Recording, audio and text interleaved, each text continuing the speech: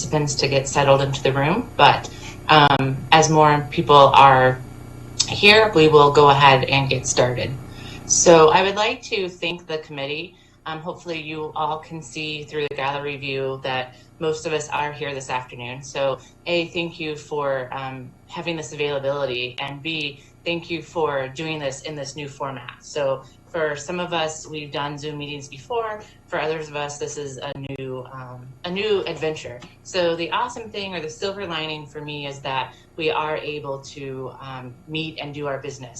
We also are having our CTS media folks streaming this live, so that way anyone who wants to watch, because we are open and subject to sunshine laws, they're watching it out on our Seminole State live stream. So welcome. What I want to do today is kind of use this PowerPoint format to keep our meetings running, because it's a different environment. So we'll see how this one works. And if you have any feedback for me after the meeting for our next meeting, please feel free to share that, and I will make appropriate revisions to our format as needed. So all of our committee members were sent the agenda. I've just put it out so that way anyone who's watching might be able to see what we're doing today. So each slide will walk us through this. So I'm not going to review the agenda with you right now, but I do call the meeting to order. In terms of those people who might be watching, you can see that we have a variety of members on the committee. We do try to represent, and we do a good job by procedure of having a cross-section of employees on our committee. We also have a few employees who are on here by position, and therefore they are not voting members.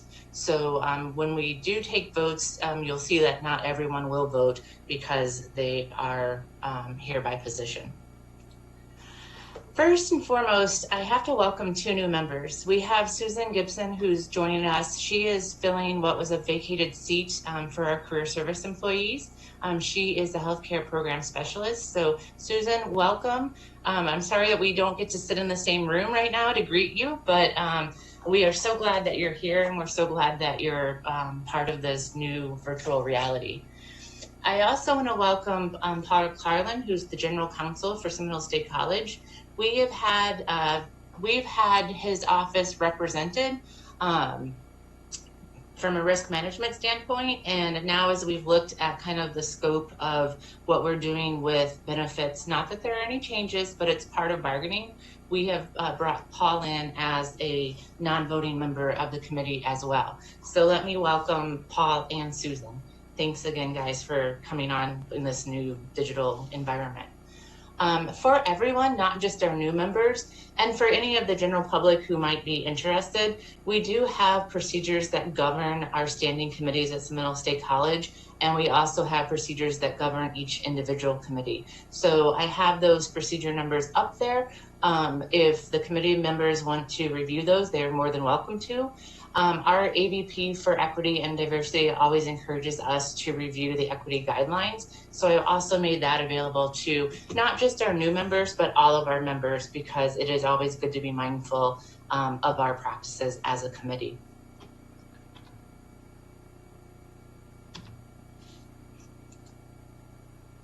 Sorry, I'm advancing my screen here. The next order of business that we need to take care of is to review and approve our 923 minutes.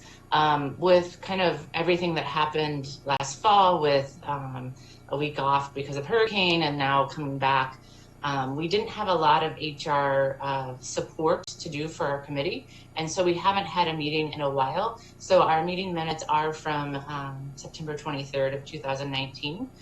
Just for the sake of ease, given this format, I have asked the committee members that if you have any suggested revisions, to consider typing them and pasting them in our chat. So that way Donna, our note taker, can easily grab those amendments if they pass. So hopefully that'll expedite what we need to do here. The second point to this is on my next slide, we'll have pages 1 and 2. The third slide will have pages 3 and 4. Again, if we have any amendments, we'll vote on those first. And then last but not least, I will ask for a motion to approve the minutes. Again, this is a screenshot from the minutes that were emailed out to you this week. Let me just ask, I'm going to do this page 1 and 2 together, and then page 3 and 4 is short. But if there are any amendments that you would like to see, then please let me know. While people are going over this, Paul, since you're new to the committee, I do need to check in, and you're also our policy and procedure guru. I do need to have clarification on your status, if you're officially a non-voting member or if you're serving as a guest to our committee. I'm really just a guest and a support. So if you want to reflect that in future minutes for my attendance, that's fine. I'm not a member by the terms of the procedure. Okay, thank you. There's always a lot to keep track of, so it's important to clarify that. All right, for my committee members, do you have any revisions that need to be made for pages 1 or 2?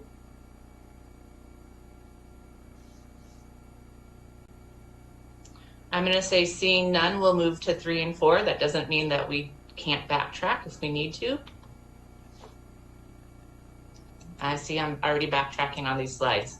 So here's page 3 and page 4. I'll give you a minute or so to review this.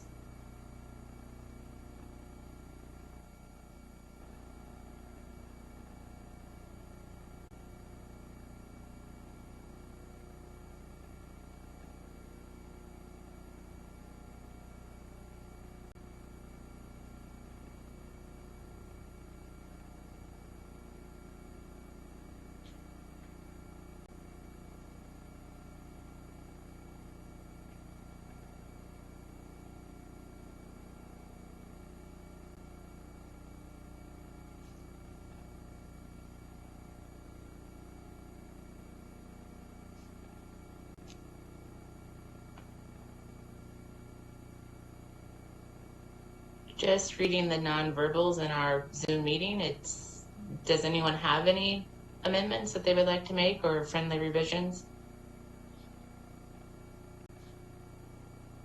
Seeing none, then I will ask for a motion to approve the 9/23/2019 minutes as they currently read. Motion to approve.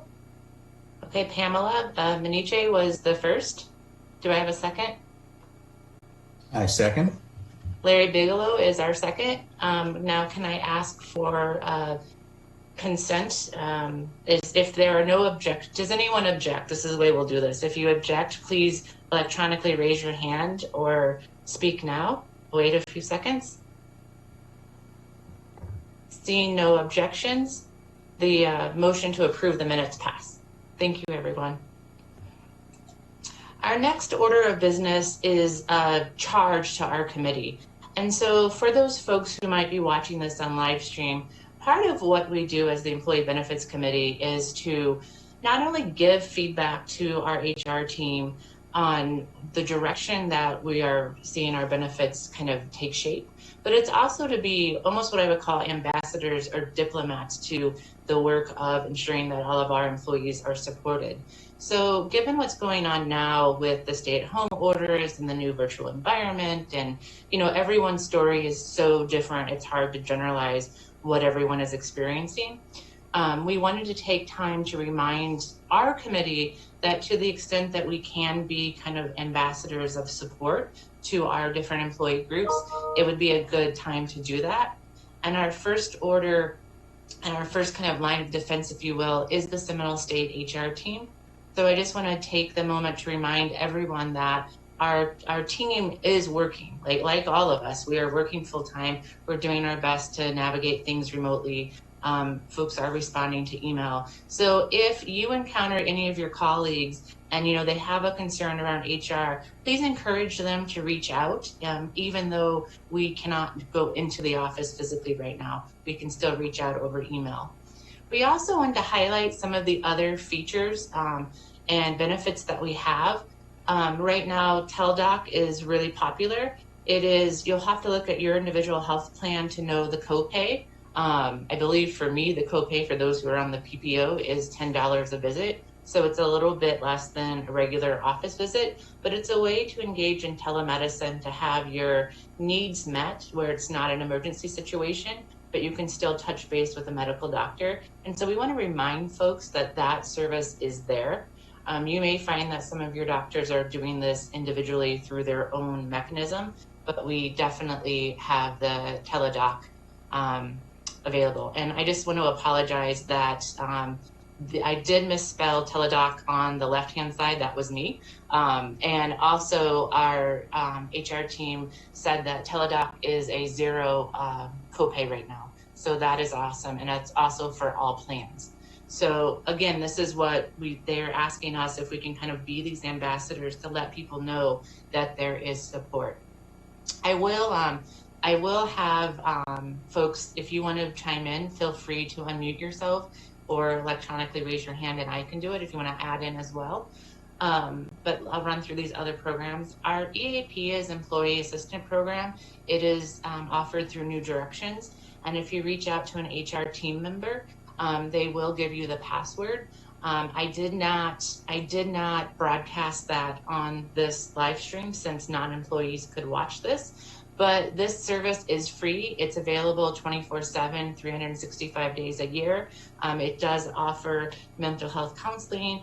It offers some limited legal advice, from constructing wills to other concerns that you may have. So we are trying to encourage all employees to visit that resource. And if you visit our HR page on benefits, you will find more information about our partnership with New Directions.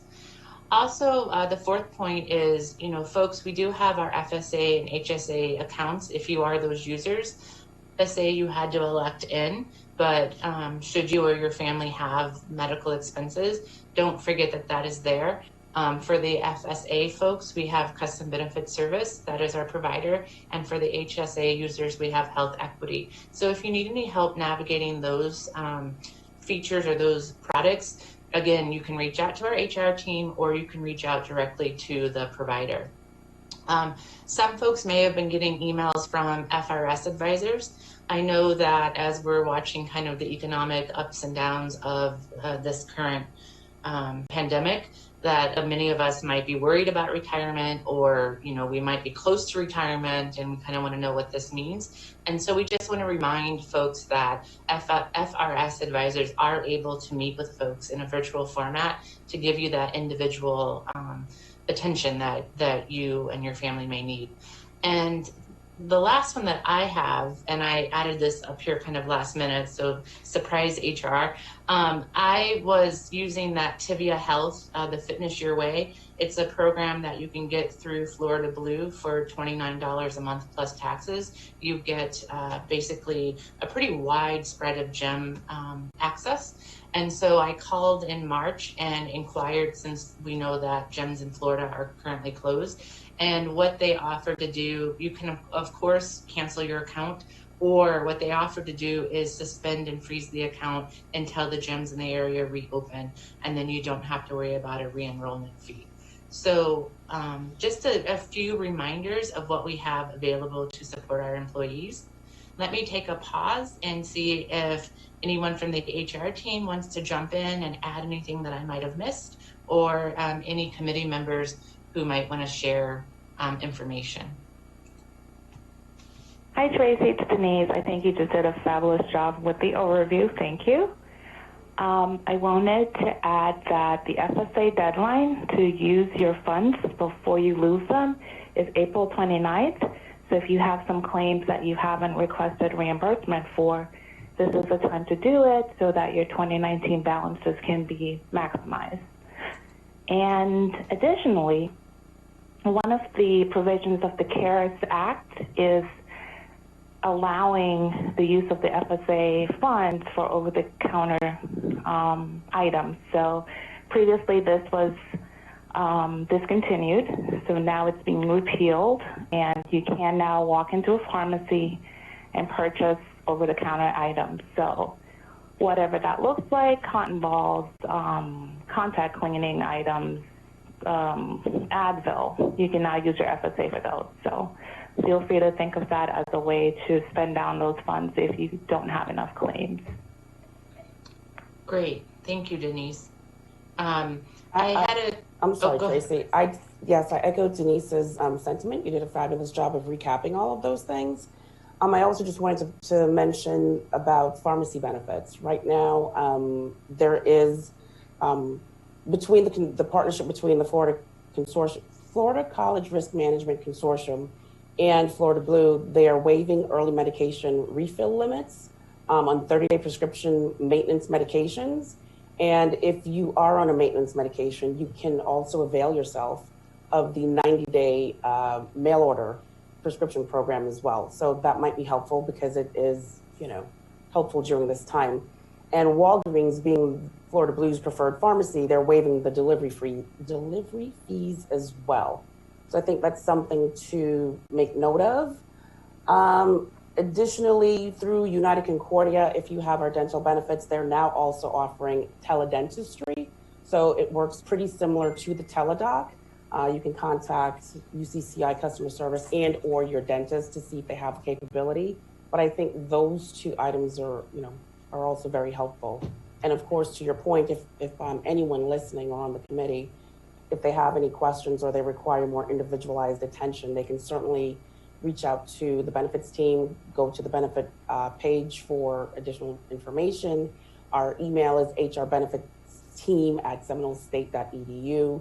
That's hrbenefitsteam@seminolestate.edu. We have multiple users have access to that mailbox, so it's quite, possible. It's actually better for you because we can always, 6 of us can reach out and answer you at one time. Or if you would like to leave a message, we're just giving the main number at this point, 407-708-2195. And we are distributing the messages that come in through there also to the team, as opposed to listing, 4 or 5 different numbers at one time. I think that is all I had that we didn't really touch on, but I think those are very helpful points to make as well, make note of. Absolutely. Let me just pause and ask the committee members if they have any questions for the HR team or any advocacy that they need to do for their employee groups.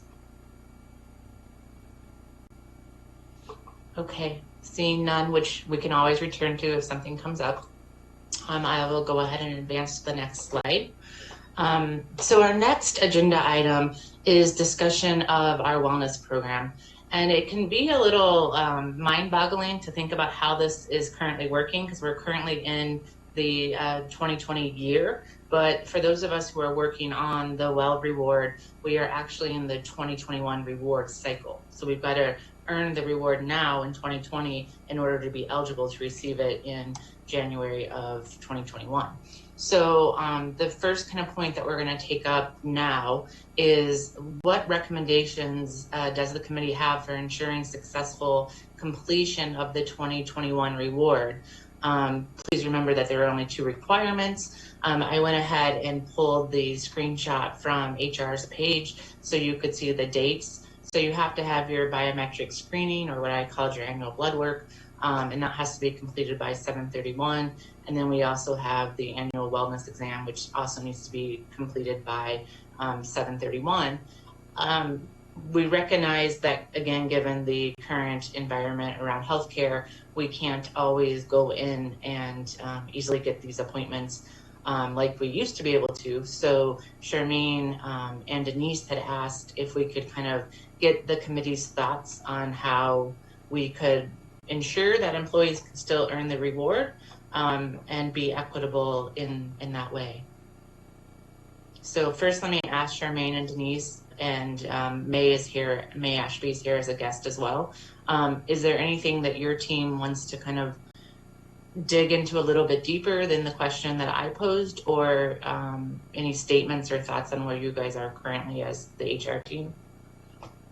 Well, I would say that obviously during this time, this pandemic, most of us are being discouraged from going to in-person physician visits. And certainly a lot of people may not feel comfortable going into a lab for lab work, whether it's because of their own health or if they don't want to wear a mask or what have you. But certainly we want to be cognizant of that and sensitive to those circumstances. So knowing that this is the 6th week that we've actually worked from home remotely. So that's 6 weeks that we have to say that it's very possible that no one completed any of these two activities, and the possibility that for who knows how long, people may not really have that opportunity to complete these two activities. So we know that last year we had a plethora of 22 activities to choose from. And then for this wellness program year, we cut it down to 2. So with this pandemic on top of that, the question is, how do we make the wellness program continue to be accessible and equitable for anyone who wants to participate, because it still remains voluntary? Any ideas of how do we handle those who may have already completed versus those who may have, who knows, I don't know, 2 months before they can actually go back out and try to complete these activities? That's really where we are. We want to be fair. We want to be equitable. We want to be cognizant of challenges. And but we also must end the program, because the program is designed to end with our vendors July 31st. So systematically, it's programmed. We can't stop that. It is what it is. But what can we do in the interim to continue the program for rewards to be paid out in 2021? Charmaine, this is Pamela. Is there any way they could do a teledoc wellness exam? I mean, I don't know, because I've never done a teledoc exam, but would it be possible? I'm not going to say yes or no, because I personally haven't tried. I mean, I know they can have conversation with their physician. I don't know how they would test for blood pressure or any of those other factors, but a conversation for sure with their physician is possible.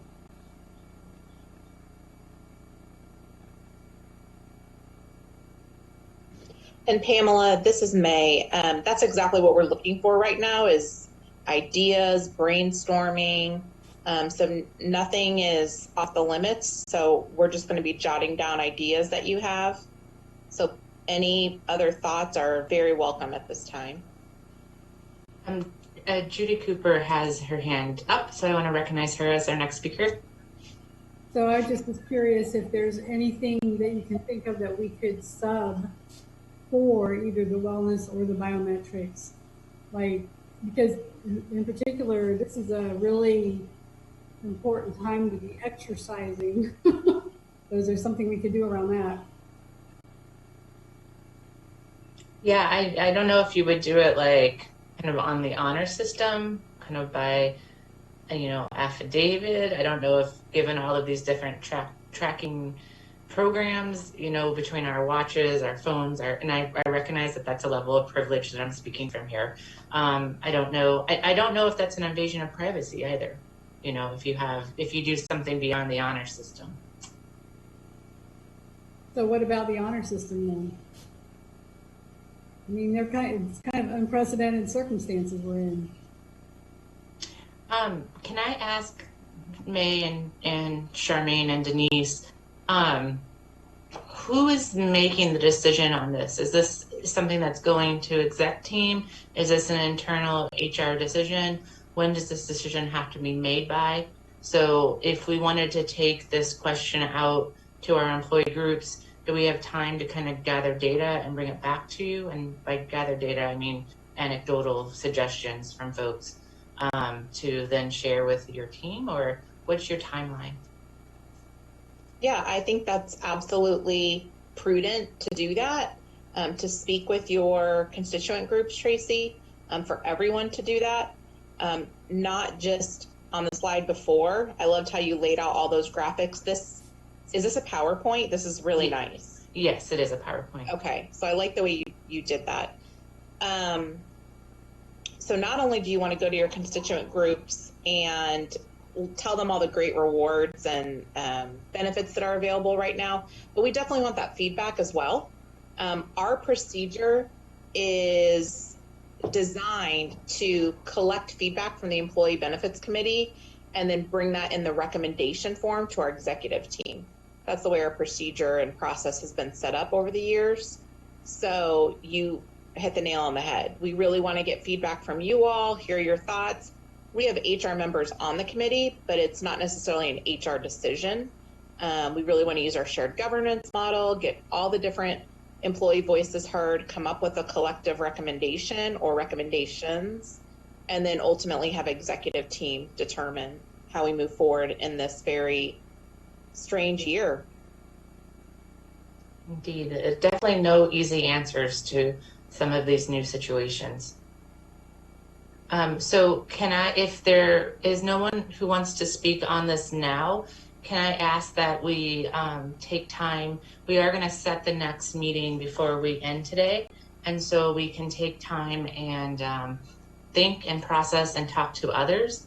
And to Elaine's question, yes, what is the timeline that we need to have this data back to you? So Denise, you had your hand raised. I can't remember how you raised hands. Oh, it's electronic. Okay. Or Susan, if you just raise your hand like this, I can see everyone. I know that, but I can't remember how to do it. Oh, it's okay. Oh. Just Susan and Charmaine, if you just look on the bottom portion of your screen in the middle under participants, if you hit that button, you'll see the participants pop up, and then right under that you see raise hand, yes, no. Okay.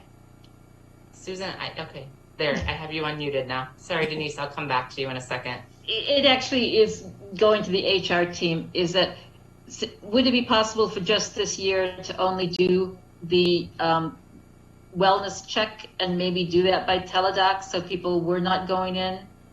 Or the lab strikes me as are being less clean than the doctor's offices. I don't know whether that's something that we could do, just go to one and then next year go back to two. Yeah, so today's, one of the agenda items today is, obviously what we're discussing, the purpose was to brainstorm ideas, hear your thoughts. We're taking notes. So I believe that's what Pamela suggested. So we definitely will look into that and consider that. And then I think you all need to get feedback as well from your groups. And then we can come to a solid recommendation that Tracy can then, as the chair, bring forward in conjunction with HR to executive team. But yeah, I think that's definitely a good suggestion to explore. Absolutely. And then as far as the time frame, I would ask if I would say 2 or 3 weeks, because we are closely coming up on the deadline. And we are getting a lot of questions from our employees. So, we want to be timely in our response. So, perhaps by May 14th, if we can, we're closed on the 15th. So perhaps on May 14th, if we can come to some type of resolution, I think that would be helpful for planning. I agree, May, because after we come back together, we still have to present it to exec team and then turn around and just communicate it widely to the college population. I think that's a fair amount of time. Good. Well, that will help us set our next meeting, which will be helpful. I don't want to be rude. I had Denise and Susan kind of ready to speak at the same time, so I want to circle back to Denise to make sure that she gets her I don't know if you were going to respond or if you had a question or comment. Thanks, Tracy. I actually wanted to provide an update of where we are with the wellness program. We have a participation report through March 31st, and so far 91 people have completed both required activities for 2021 reward. We have 51 that have done just the Quest screening, and we have 212 that have already done their annual exam. So that's 354 participants so far. And Denise, I'm sorry to put you on the spot, but do you recall how many people earned the wellness reward for 2020? 412. 412. So we're a little, I know we have to be careful in our assumptions, but presumably there are 60 people who did it last year who may want to do it again. And then we have an unknown number that might have heard of the benefits from this last year who want to participate that may not be represented either. So again, we have about 700 full-time employees who are eligible, just to give you a sense of percentage of participation. So we tend to be a little bit low compared to last year. So I do think it's a great question to answer of what recommendations so we can be equitable. Thank you for those numbers, Denise. I did get one thought from our HR team member is for those that have already done their annual exam, perhaps they could convert those into screenings by doing the physician's results form if they haven't, assuming they've did lab work with the annual exam. So there's a possibility right there. Yeah, to have people meet both elements. I do worry though for folks who've done neither one of those two. I do, the chances of getting both of those things done, I think, are minimal just because you can make reservations at Quest, but they are limited, and I don't believe you can make them for wellness screenings, but I need to double check that. I have two. I will tell you that you can because I just did my own, so I was surprised that I did. Their calendars are wide open and they're accepting screenings.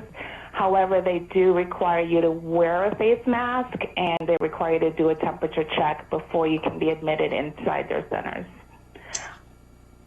Denise, I have two hands that have been raised as you were speaking, so I'm going to go first to David and then to Pamela. Hi, this is David Jones.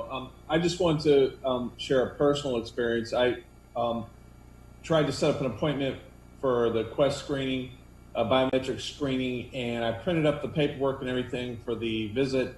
And it says at the top of the paperwork, let me grab it real quick. It says accepted at all Quest locations or collection centers. So I went to the one that I normally go to that I've gone to the past 3 times. And they turned me away at the door. They said, we're not doing that type of screening here at this location. So we may have to advise employees to be careful about confirming before they drive all the way out to a location for screening. So I haven't gone through the steps yet to confirm which of the other 2 locations that are in my area will actually accept perform the biometric screening as it's described on the printout on the paperwork that you can print out from the website. David, just to reinforce in our chats, Susan mentioned that she had the same issue. So I think that just really speaks to the fact that we as a college need to address the issue. I said that I was going to recognize Pam, and then Denise's hand went up while David was speaking. So let me call on Pam and then Denise. Denise, this is a question for you. So for those employees who have completed the screenings, do you get that data from Blue Cross Blue Shield, or have all of these employees filled out a form and turned them in?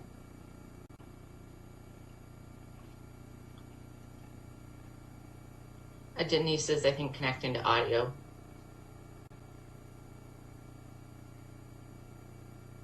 Can you hear me? Yes, we can now. Okay, I'm sorry, I was muted. It's a combination, Pamela. It's either they completed lab work in Quest or their doctor submitted a physician's form to Quest. So it didn't happen. Oh, okay. But what I'm saying is for you to gather your information. If they went to the doctor's office and did everything through the doctor, would that employee have sent a paperwork in, or would it have just come through the insurance so that you know? It would go the doctor's office directly to Quest, and then Quest would report that to Florida Blue as activity done. Mm-hmm. So we're not really waiting for documentation from employees necessarily. No. Okay. Absolutely not. No. All right. Thank you. I wanted to address Susan and David's question or experience. At the start of this program, we identified Quest locations that are no longer participating, and we created a list of those that are participating. So when you do make your appointment, it will connect you to a center that's participating. For example, the Sanford Quest is no longer participating. The Heathrow Quest is no longer participating, but the Lake Mary is. So we do have a list currently published on the Rally for Health webpage, identifying all the centers across the 5 counties that are doing wellness screening. Prior to the COVID pandemic, we lost about 2/3 of the centers that used to do the screening. And we did communicate that, I believe, Denise. Yes, we did. And another way to ensure that you don't end up in a location that's not screening is when you do your online appointment, it will only assign a location based on your zip code or your selection of the closest center. So if you're doing your appointments for screening online, you should not be connected to a center that's not participating. I will be the first to admit that I have not been carefully reading every email. I feel like my life is one big triage right now. And so I did not carefully read that email where that was stated in terms of which centers are open. So I'm willing to bet that I'm not the only one. And I hope HR, no offense to you guys, I usually am on the ball, but I'm swimming upstream, as I think so many of us are, which I think it really speaks to that we need to be compassionate to the fact that everyone's situation is different. And if 2/3 of the Quest sites are no longer accepting wellness appointments, to me that resonates even louder as to why we need to modify the requirements for the 2021 reward, which gets back to the point of May has suggested a timeline of May 14th to have a recommendation to the HR team so we can move forward. Denise, I just saw a hand, I think.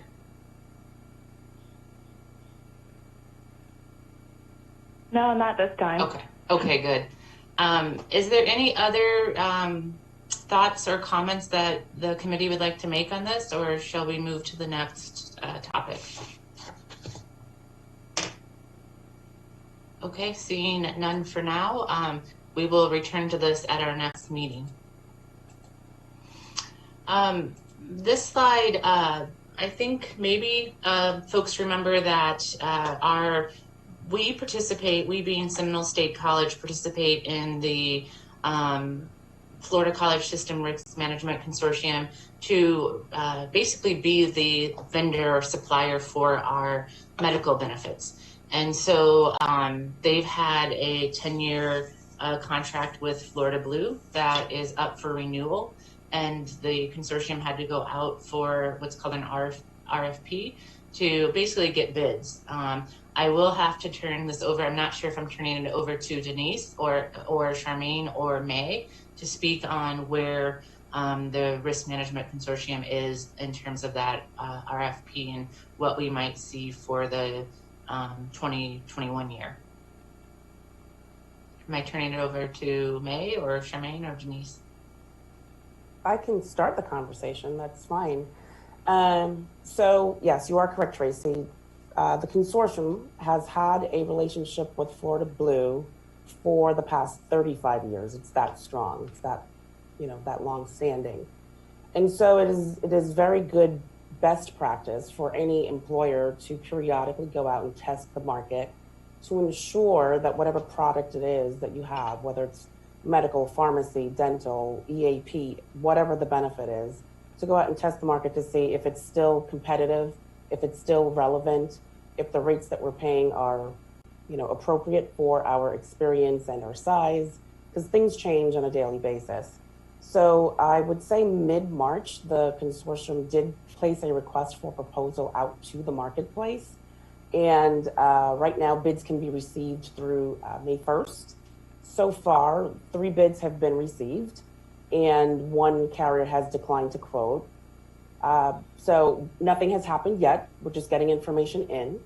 And what has happened also is that there's a subcommittee of colleges, of heads of HR and benefits that have come together to form a subcommittee to be of support to the consortium to make sure that we know what we might be getting into in advance, so that we can support in be the voice for all of the colleges in the consortium to ask pertinent questions to make sure we understand the core benefits or the cost or the rationale or the provision or whatever it is.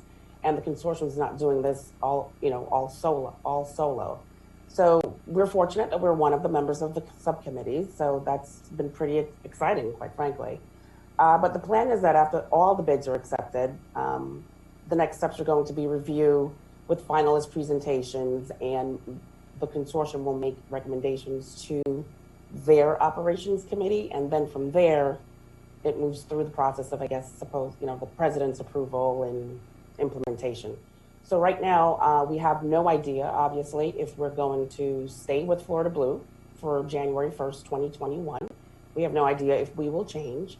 We're hopeful that we, from a selfish and an administrative standpoint, hopefully we don't have to change, because that's going to require a great deal of back-end auto magic that happens in the background. And what else can I tell you? Mercer is the broker of record right now who are receiving the bids. Charmaine. Yes, ma'am.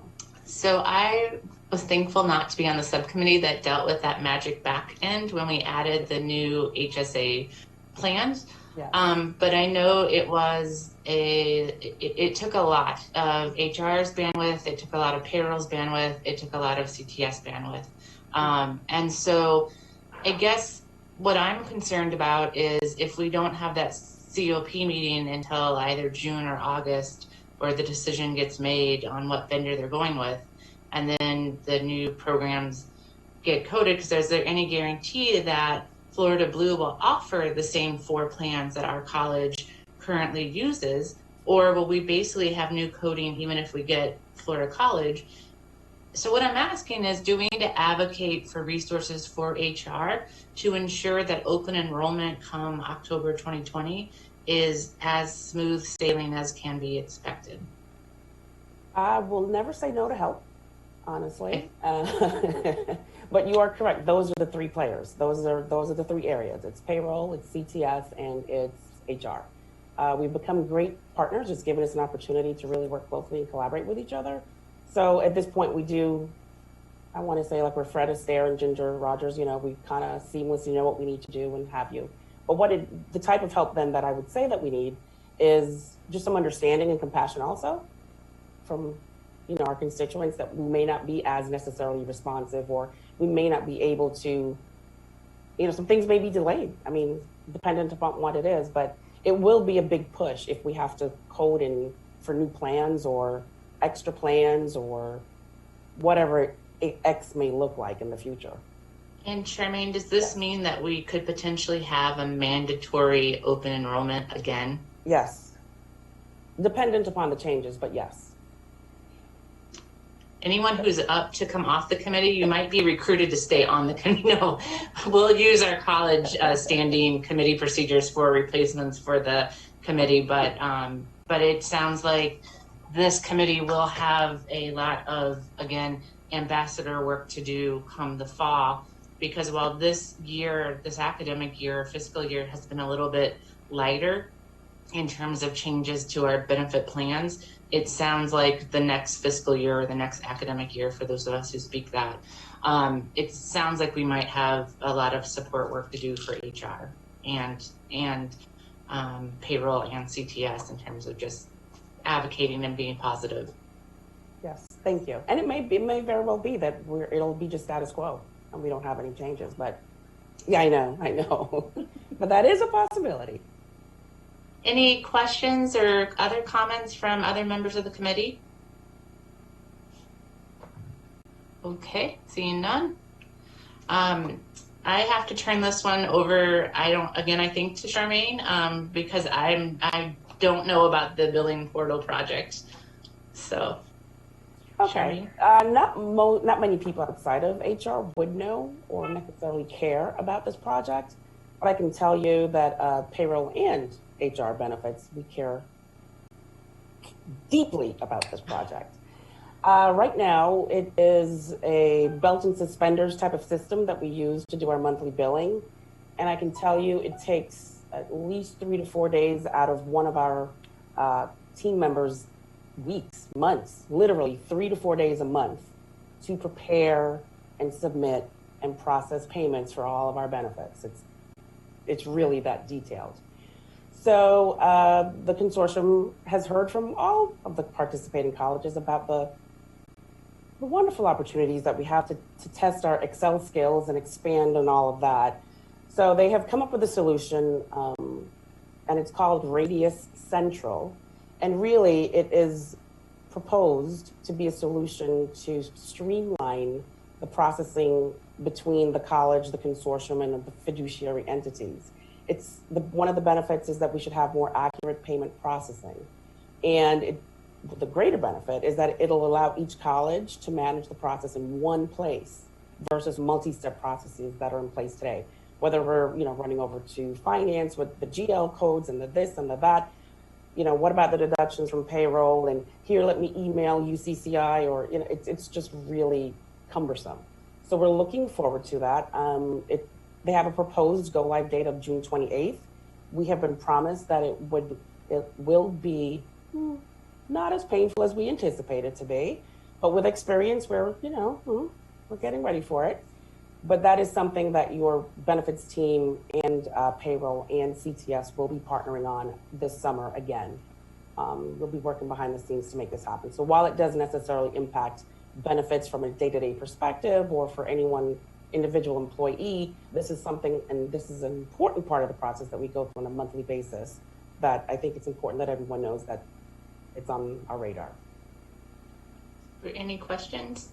David.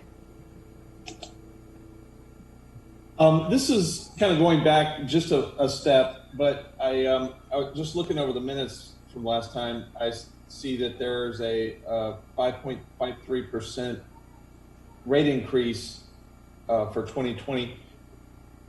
And you were talking about taking bids from new providers. So is that something that's kind of already factored into the shopping? And the second kind of tail end part of that question is, I'm just curious how much of a impact on the school's budget was that increase? Well, I don't have numbers for you right now as far as the budget impact, the dollars. I don't have that at my fingertips. I don't know if Judy or Denise or if you guys have that ready. But I will tell you that the financial attributes related to implementing a brand new plan or what have you will weigh greatly in this whole RFP process. That's probably the biggest weight, if you will, aside from geographic access and all of that. Every school is looking to protect their budget, and no one wants to go out and spend more than we need to. So yes, I can confirm that fiduciary responsibility or fiscal responsibility is weighted probably the greatest weight in all of the RFP components. Does that answer your question, David? Is it safe to say the impact was in the millions of dollars with the increase? Judy, do you have any recall? I don't remember, or Denise, of the year-over-year increase. It could have been a couple $100,000. I don't have it off the top of my head. Yeah, I don't have it handy, so I don't want to say something that's not true. I don't have it handy either, but it doesn't sound like $1 million. Mm-mm.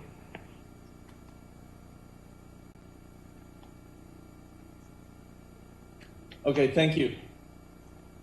No, I shouldn't throw these numbers out there, but I'm going to. I'm basing on assumptions. So 700 employees, not all 700 take the insurance, but 700 times an average of $700 per month times 12 months times 0.0553%, you're looking at just over $300,000. I'm not giving you the full calculator numbers because, again, it's just approximations. No, Judy, I don't want a job in finance. Come on. I like what you did there. Very good.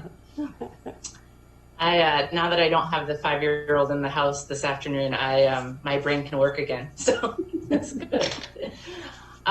Any other questions or comments?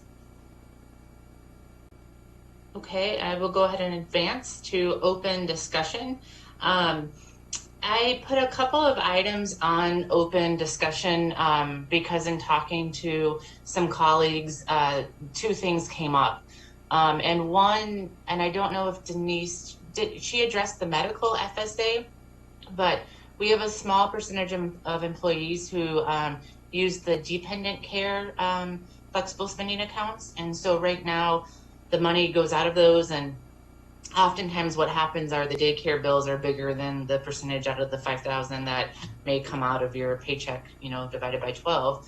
And so you usually play catch up by the end of the year. And so, for example, just my personal situation, I found that I had to submit receipts up through like the 1st of August, and then I didn't have to submit any more receipts for Olivia's care last year because I had hit my $5,000. So given the fact that so many employees, and again, it's a small percentage who do the dependent care, but so many employees don't have access to daycare right now, and they are working from home with children and not spending those dollars. Have we had any conversation about the provisions for, will they get to roll those dependent care dollars over a little bit longer than December 30th of 2020? Will there be any opportunity to revise what they're withholding? I mean, if we go back to normal by July, then, you know, normal meaning daycares are open, then it's probably a wash. People probably won't run the risk of not spending their money.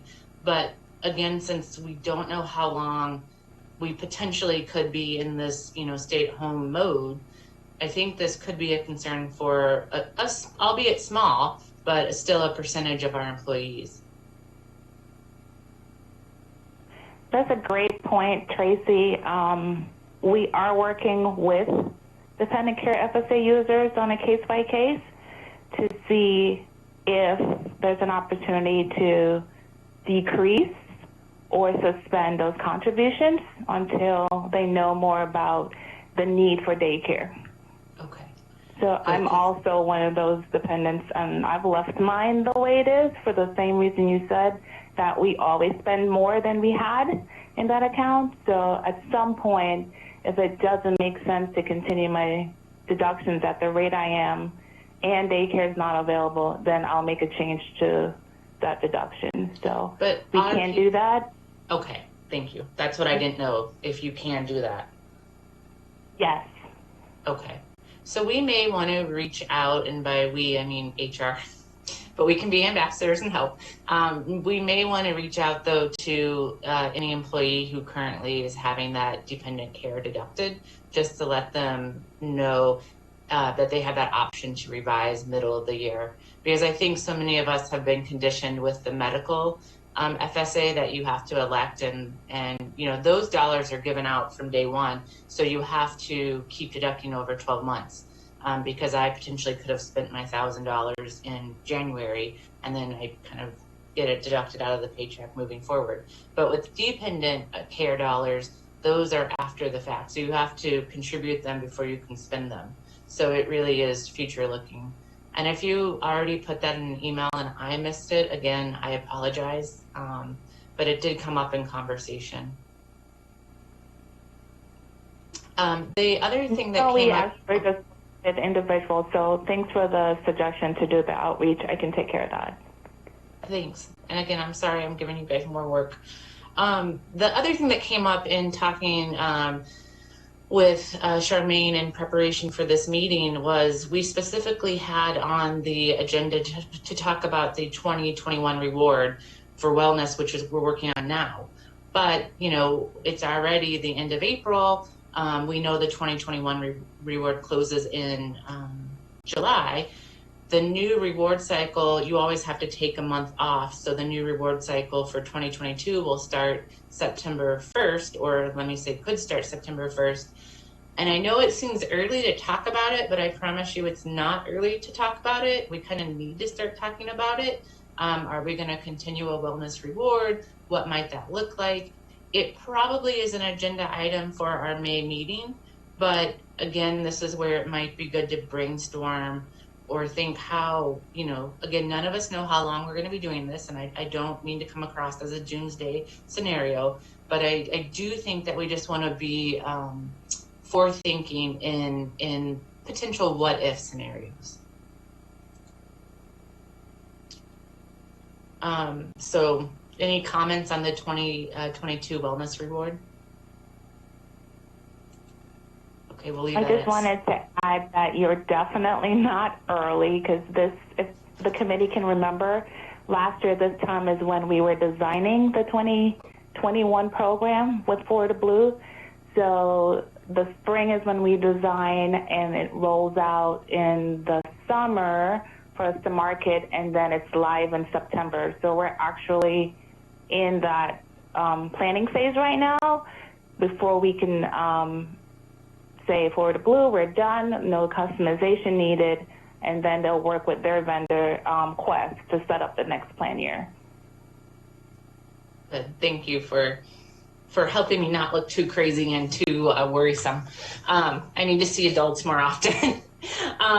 Another thing that Denise just inquired about, and I promised to talk about, and I'll just put it in the other category, is I think many of us know, and some of you were at the meeting along with myself, the school has really focused on an annual shared governance summit, because we want to make sure that our employees' voice is being heard and people are able to give thoughtful contributions and really make Seminole State what it is, and make it that family-friendly employee. Of course, we're always student-centered, but when we talk about our needs as well, to be student-centered and student-facing, to be mindful of employee input. And so I had the chance to attend the summit representing our committee. And I will tell you that there is an annual report that needs to be done. And the summit, the leaders suggested that we do this as a committee. So basically what you're doing is you're reflecting on your processes throughout the year. You're sharing not only what some of your big decisions were, but how shared governance contributed to that decision-making process. So for example, if we had a situation where, this committee is giving the feedback to HR and HR just never ask us for the feedback, that's not a great governance model. This meeting today shows the record that they do ask for our input, and they do take it and run with it. And so the Shared Governance Council wants to ensure that all of our standing committees are doing this. And so when we have, and I can check in with Paul, or I just looked today and I forgot who, I don't know who's chairing the Shared Governance Council currently. It was Angel Nader last time. I don't know if he still is, but I know we will have to submit this report. I don't know what's changed since we are working remotely, but I imagine we will still need to fill it out, and we will still need to accomplish it. And there's no reason why we cannot use a Zoom meeting to contribute and get that feedback. Paul, I don't know if you have, if you want to take an opportunity to be recognized and kind of speak to the council's plans. Yes, thanks, Tracy. We certainly, Shared Governance hasn't had any discussions yet about changing the format for the report, or in terms of any deadlines for it. If there are concerns about that, or maybe recommendations of how to handle it differently, I would suggest that you send those to Angel. Angel is still the chair for Shared Governance, and also send it to the chair for CSAC, who does the appointments to standing committees, because that's really a joint process that we run through those two committees. But I think both committees would still like to see all the groups doing those reports and funneling that information forward, because it is helpful feedback, and it does help the entire shared governance process to run better. Thank you for filling us in on those details. Another element that we need to be prepared for is that as we start our next year as an employee benefits committee, you all are going to have to choose a new chair by procedure. This is my third year. I cannot believe it's been 3 years already, but it's my third year serving as chair. And by procedure, every 3 years, you have to have a new chair. Now, the chair does not have to serve for 3 years. You as a committee kept reappointing me, and I kept saying, sure. But just kind of heads up, we will need a new chair in August. So let me go ahead and plant that seed, because I'm sure, you know, I'm sure everyone has that on their calendar to step up and serve as chair. So since you don't, let me encourage you to put it on your calendar. If any of you have any questions or you think you might like the opportunity, because it is a great opportunity to get to know our HR colleagues a bit better. You get to dive into a whole new world of benefits. So I felt like I've had some great professional development about insurance.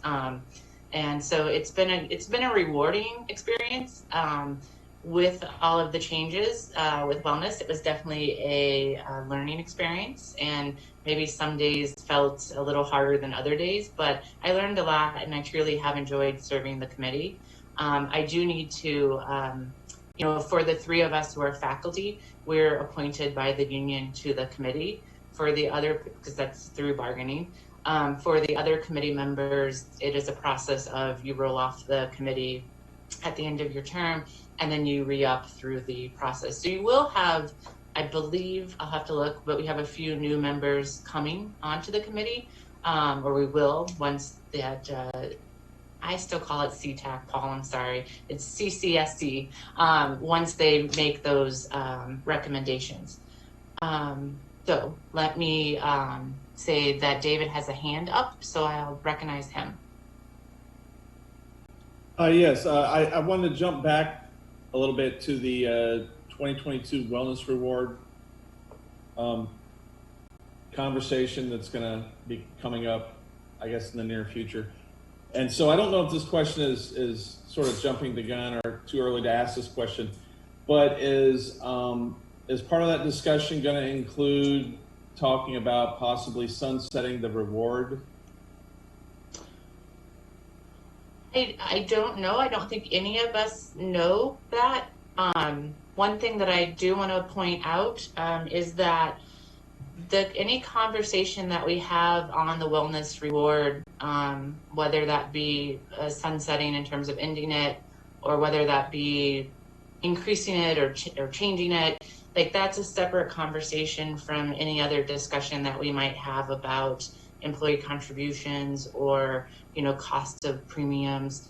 I think, you know, Seminole State was really a mover and shaker when it came to our first year of wellness, and to have 22 different opportunities, it was fabulous. It was robust. We were a leader.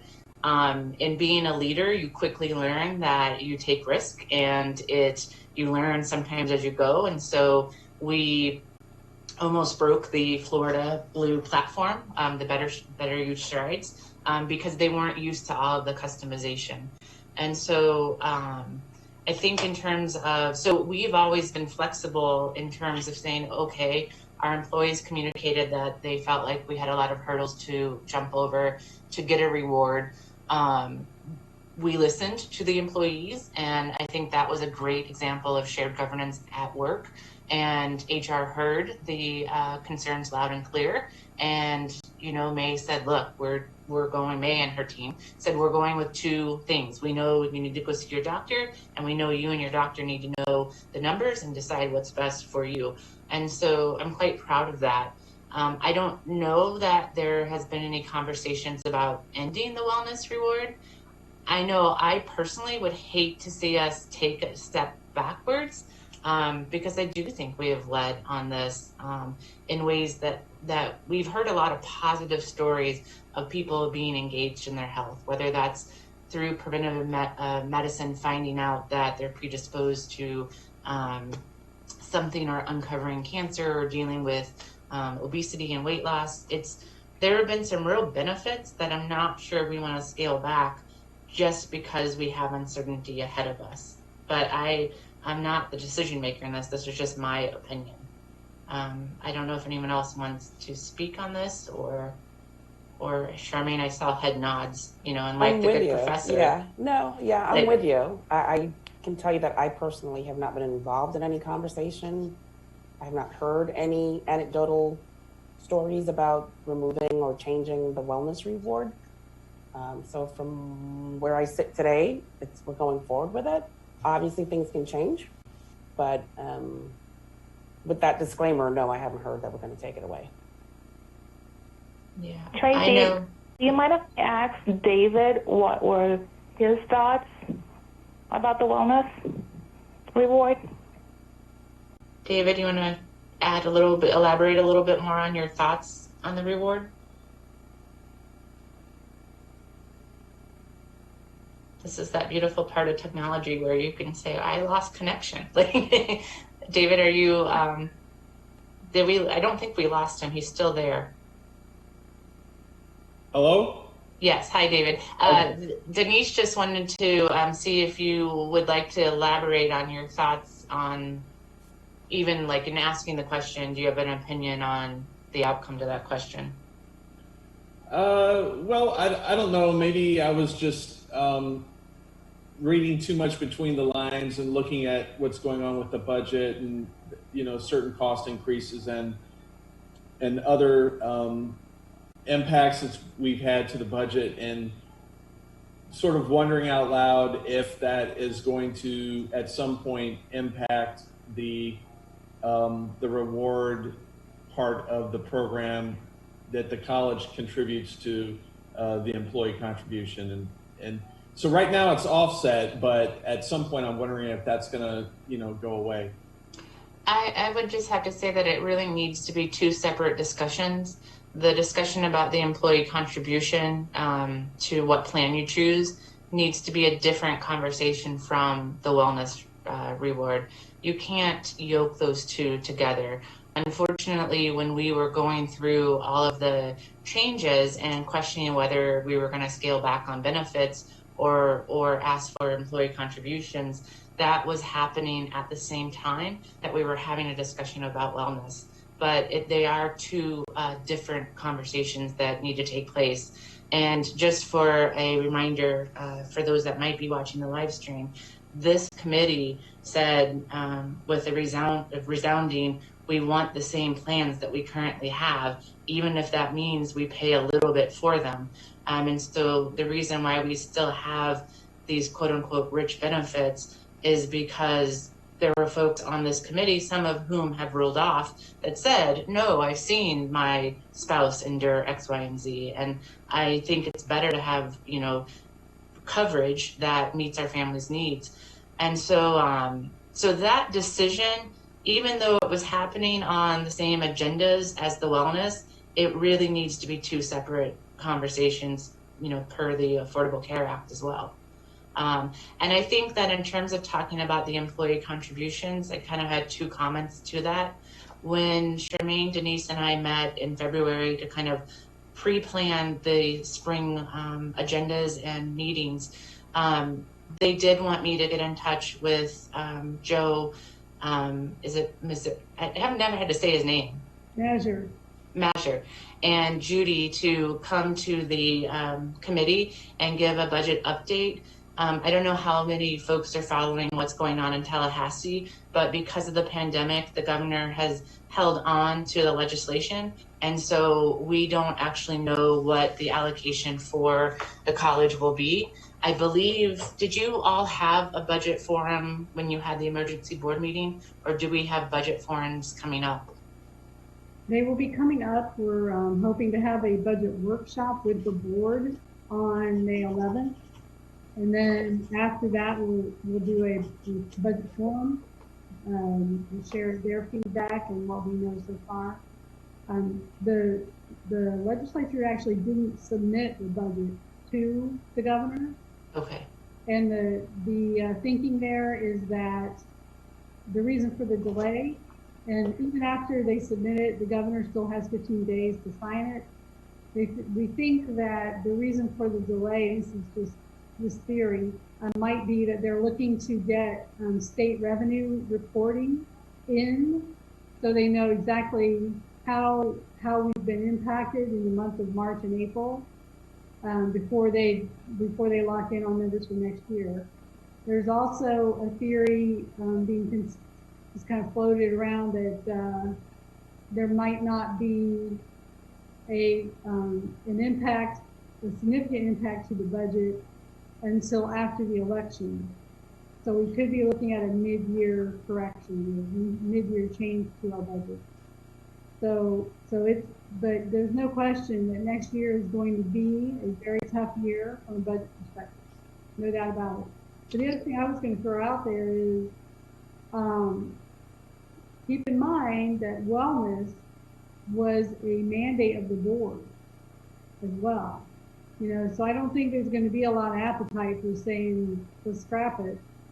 You know, we just need to figure out how we can rework it under new normal. Right. Thank you for that point, because that is how the wellness program came to be. It was an initiative encouraged by the board for that quote unquote more skin in the game. So thank you for that reminder. I would encourage all of us. I know that we're busy. I know that it's hard managing our calendars in this new normal. But if we as committee members could sit in on that, and by sit in, what I mean is watch the live stream of the budget workshop on May 11th, that would be great.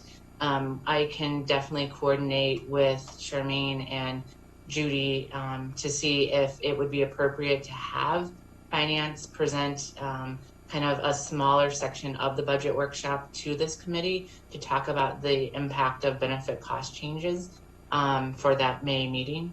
Paul, I saw a hand. Thanks, Tracy. I just wanted to, for the benefit of the members of the committee, I wanted them to know we're, you know, in times past, we've had two separate meetings, a workshop meeting, the board adjourned that and then would open their regular business meeting. Because we've, you know, been forced into this virtual environment, we want to make access to the meetings as easy as possible. The budget workshop is actually going to be embedded into the regular meeting of the board on the 11th. So if everybody will just tune in to the board meeting on the 11th, the budget workshop will be an item on that agenda, just so it's all easy. The board won't be taking any action on the budget. They won't be voting on anything. They will just be receiving information from finance and the budget department, and they'll be also discussing it amongst themselves and asking questions, but they won't take action at that meeting. So essentially it is like a workshop item, but again, it will be embedded in the regular meeting. So they just have to access the board meeting and it'll be there. Thank you. That's good to know. And if I remember, I will try to send out a reminder to our Employee Benefits Committee, specifically reminding you to tune in and sending you the URL for how you can tune into that board meeting. I will also say that, you know, I personally, and it's not my committee, it's our committee, and it's a recommendation that we do anyhow, but I would get really uncomfortable starting to talk about raising employee contributions, and we haven't gone down that road yet, but I would be really uncomfortable just because we don't know every family situation. I am so thankful that we at Seminole State are able to work from home, and we haven't been, or at least my household hasn't been impacted by furloughs or layoffs or folks losing, you know, their primary sources of income. And so I think when we have this conversation, we need to continue to have the hard conversation like we always do. We have a finite bucket when it comes to compensation, and it goes out in terms of direct pay or salary, as well as to all of the benefits. And so this committee has done an excellent job historically of recognizing that we have a finite set of resources, and when the cost of medical insurance goes up, it creates that pressure where we don't have the ability to, you know, just give everyone huge raises and pay huge insurance premiums. So I do unfortunately think that we have a hard conversation in the future, but I don't think that we can really have that conversation right now until we know the outcomes of the RFP and we know the outcomes of what Judy's office, along with Vice President Joe Mazur, will present. And again, from our standpoint, we make the recommendations to HR and exec team, and then exec team takes that up to any board level decision that it may require. So this is a nice opportunity to remember our governance structure and process. Any other comments or any other agenda items that you want to bring up so we can, if we need to take action on them at our next meeting? Hi, Tracy. It's Denise again. I wanted to just share some good news. The Florida Blue Cafe Well platform is retiring. So when we start the 2022 wellness program, Florida Blue will be introducing a new platform, one that they own and have more control over in terms of integration with the medical records. I wanted to ask if this committee was interested in seeing a demo before we complete the design. So can I say that this is my opinion, and I know as power of chair, I probably should be quiet for a little bit and let other people speak. But if we don't know the outcome of the RFP, if Florida Blue is going to win the contract, is it a good utilization of our time to get the demo? That's a good point. Maybe not. And another reason maybe not to want to see it is if we keep our 2 required activities, which I believe we are, then that platform is not going to be able to accommodate that customization for our college. It will be a generic platform that all the consortium colleges are using. So it would be an additional component of wellness, but not one that Seminole State College is requiring our employees to use. I will say I'm glad that they kind of learned from their ways, and in our breaking of the system, they found a workaround to fix it. So I think that's a hooray for us. I think we just broke it, and they were like, you know what, hands up, got to do something. So we're their favorite client right now. Yeah. Well, you know, if you're going to be the leader, you got to stay on your toes. We do. Anything else in terms of other business? No, so let me advance. And my next slide is to schedule the next meeting. It sounds like May 14th is a natural choice because that's the deadline by which HR wants the recommendation. We could push it up a week if you all wanted to do that. I know that classes for summer session A and full summer start May 11th. We also have the board workshop and board meeting on May 11th. So I don't know if it would better serve us to meet on the 14th or meet on the 13th or meet before the workshop. Thoughts?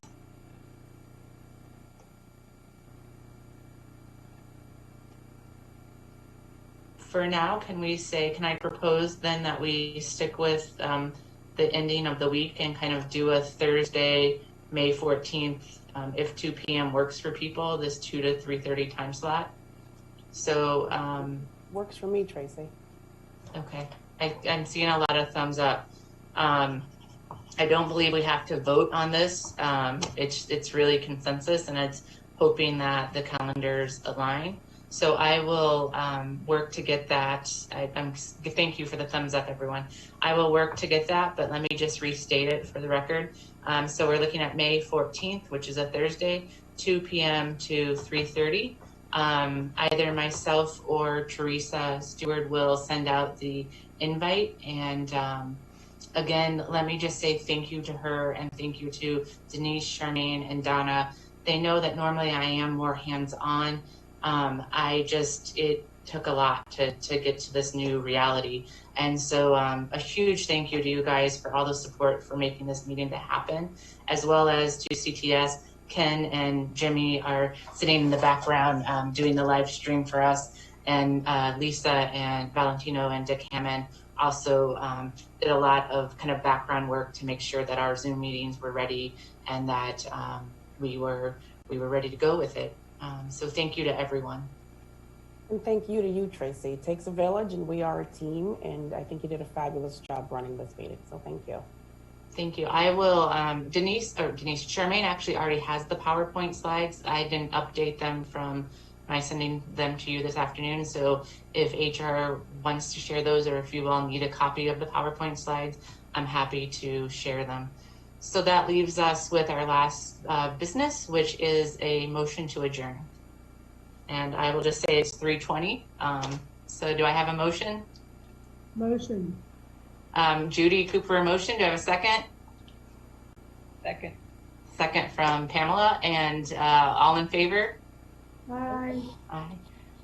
Any opposed? Motion passes. Thank you all. It was great seeing everyone. Thank Have a great you. weekend, everyone. Thank you. You too.